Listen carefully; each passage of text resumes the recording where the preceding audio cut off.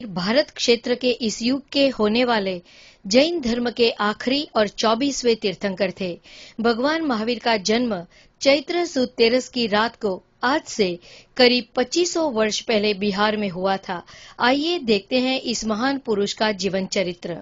भगवान महावीर के तीर्थंकर बनने का पता तो सबको उनके जन्म से पहले ही हो गया था, जब माता त्रिशला ने 14 महान शुभ सपने देखे थे। दिगंबर धर्म के अनुसार उन्होंने 16 सपने देखे थे। जब पिता सिद्धार्थ और माता त्रिशला को इस महान स्वप्न के फलों के बारे में जानने की इच्छा हुई, तब पता चलाने पर मालूम पड़ा कि माता त्रिशला की कोख में 3 लोक के हृदयों पर शासन करने वाले तीर्थंकर बालक का जन्म होगा। इस खुशी से भगवान महावीर का जन्म उनके माता पिता ने बड़ी धूमधाम से मनाया। उनके साथ सारी जनता ने, यहाँ तक कि स्वर्ग के देवी देवताओं ने भी इस महान दिन का उत्सव मनाया, क्योंकि श्री भगवान महावीर का यह अंतिम जन्म था और जिसे आज हम महावीर जयंती के नाम से मनाते हैं।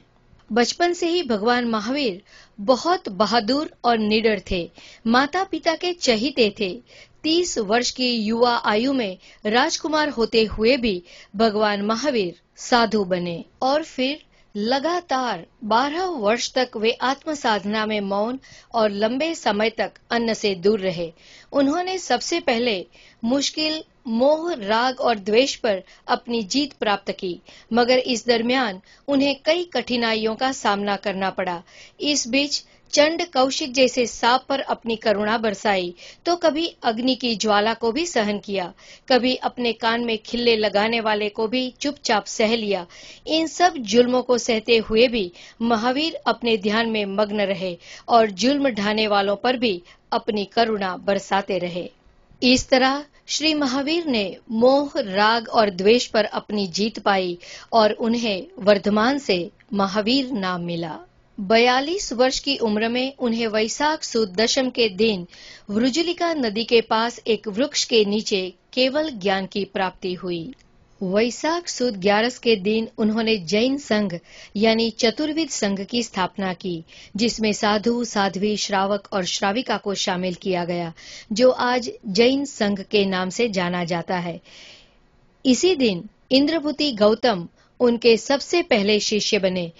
उनके साथ 11 महान पंडित और हजारों शिष्य भगवान महावीर के शिष्य बने।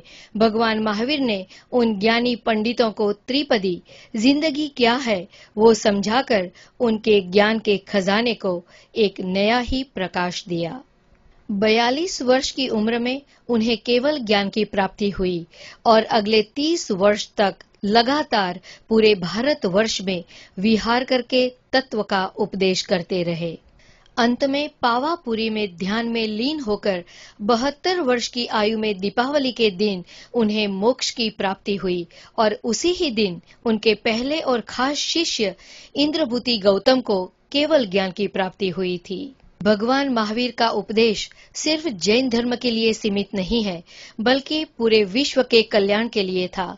आज भी जैन धर्म उनके दिए गए 5 उपदेश, अहिंसा यानी नॉन वायोलेंस, सत्य यानी ट्रूथ, अर्चाय यानी नॉन स्टीलिंग, ब्रह्मचर्य यानी सेलिबसी और अपारिग्रह यानी नॉन पोजेशन पर चल रहा है।